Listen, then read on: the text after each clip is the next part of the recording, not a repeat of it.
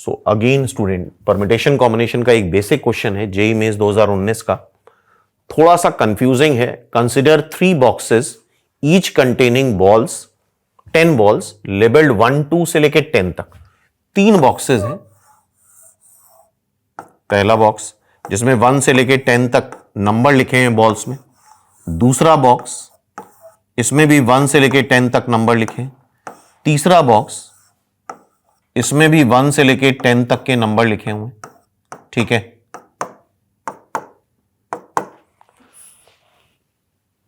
One ball is drawn randomly from each of the boxes. एक ball randomly तीनों boxes से निकाली गई, एक इससे और एक इससे। Denoted by NI, denoted by NI.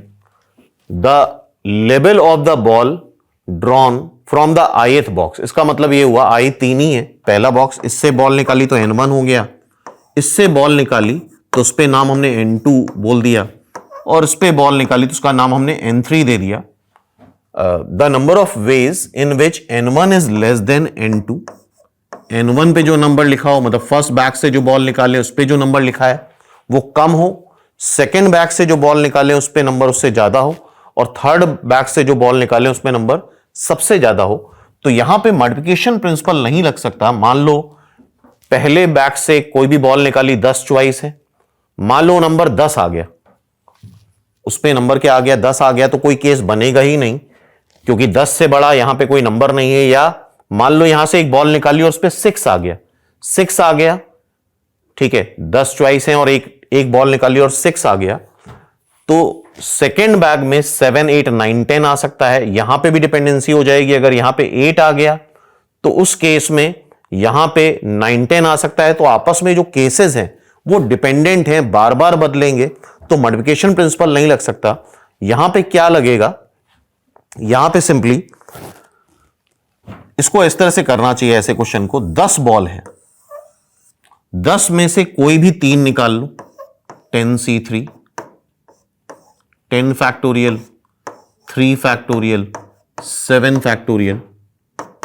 तो 10 into 9 into 8 divide by 3 factorial, 3 into 2, ये 3, ये 5, 15 इंटू 8, 120। 120 वेज होंगे जिससे हम 10 में से कोई भी 3 बॉल निकाल रहे हैं। मान लो एक बॉल ए आ गई, एक बी आ गई और सी आ गई।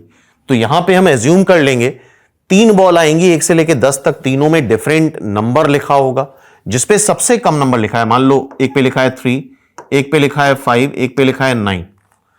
तो 3 वाली बॉल हम बैग 1 से निकालेंगे, 5 वाली बॉल बैग 2 से निकालेंगे और 9 वाली बॉल बैग 3 से निकालेंगे। उसका एक ही तरीका होगा।